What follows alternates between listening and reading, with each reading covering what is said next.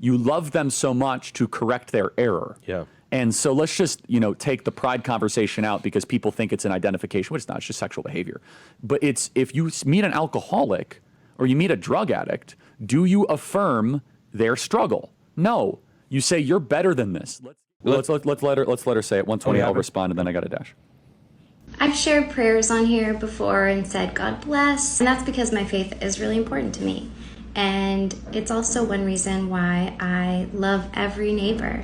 In Matthew 22, a religious teacher asked Jesus, what's the most important commandment? And Jesus says to love God and to love your neighbor as yourself. All the law and the prophets hang on these two commandments. There's no greater commandments than these. I believe it's mentioned 8 times, love your neighbor. So yes, everyone belongs, everyone's welcome, everyone is treated with empathy and respect. It doesn't say love every neighbor except. There are so many reasons I stand strong in love. I stand with everyone.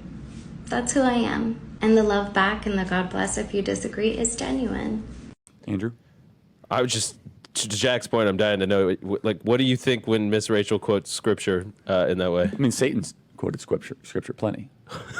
As yourself, but hold on. She's not totally wrong when she says, first of all, the first part is Deuteronomy 6:3-5. The second part is Leviticus 19.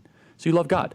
So you must love his law. How do you love somebody? Here we go, folks. You love them by telling them the truth, not by confirming or affirming their sin. And it says, by the way, Miss Rachel, you might want to crack open that Bible of yours. In a lesser referenced part of the same part of Scripture is in Leviticus 18, is that thou shalt lay with another man shall be stoned to death. Just saying. So, Miss Rachel, you quote Leviticus 19, love your neighbor as yourself. The chapter before affirms God's perfect law when it comes to sexual matters.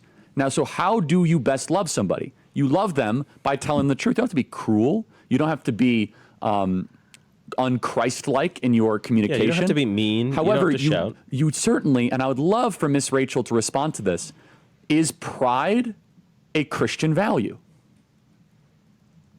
She thinks it is. Happy Pride Month, everybody. Yeah, and so it's very simple. So how do you love somebody? You love them so much to correct their error. Yeah. And so let's just, take the pride conversation out because people think it's an identification, which it's not, it's just sexual behavior. But it's, if you meet an alcoholic or you meet a drug addict, do you affirm their struggle? No. You say, you're better than this. Let's get you free from that. Let's get you free from that activity.